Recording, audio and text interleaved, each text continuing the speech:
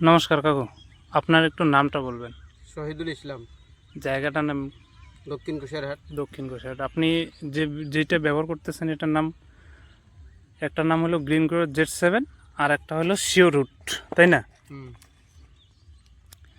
এই কোম্পানির নাম হলো গ্রিন গ্রোথ এগ্রো ইন্ডাস্ট্রি। এটাতে আপনি কি গাছে ব্যবহার করবেন? আমি টমেটো গাছে ব্যবহার করলাম এবং কুল গাছে ব্যবহার করতে চাচ্ছি।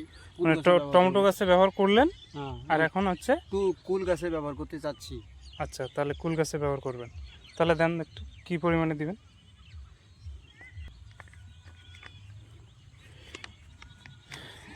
এটার কাজ তো বললাম, মনে আছে।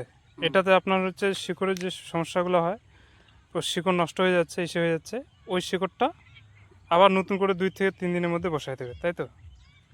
তারপর হলো Z7 আপনার হচ্ছে আমাদের মাটিতে কিন্তু মাইক্রোনিউট্রিয়েন্ট থাকে, মানে গাছের খাবার যা কিছু লাগে সেটা গাছ সহজে নিতে পারে না, কিন্তু আপনি যদি এই Z7 দেন তাহলে ওই খাবারটা নিতে পারবে সহজে। ওই যে এটা Z7, হ্যাঁ। আর সাথে হলো আপনার গাছে গোড়া যা খাওয়া দিচ্ছেন সেটাও সহজে নিতে পারে, খাইতে পারে, আর গাছের গ্রোথটাকে ধরে রাখবে সাথে। হ্যাঁ, এটা হ্যাঁ ওই পরিমাণে দিয়ে দেন। সাথে হলো আপনার ফল বৃদ্ধি করাবে, ফলের সাইজ ঠিক রাখবে, তারপর ফলের কালার। আর সাথে আপনি হচ্ছে এটাতে আরও বেনিফিট পাচ্ছেন, সেটা হচ্ছে রাসায়নিক সার যে আমরা ব্যবহার করি 30% রাসায়নিক সার কম ব্যবহার করে যায় এটা যদি ব্যবহার করেন, তাহলে হ্যাঁ রাসায়নিক সারটা একটু কম ব্যবহার করে আপনি এটা এরপরের থেকে ব্যবহার করবেন।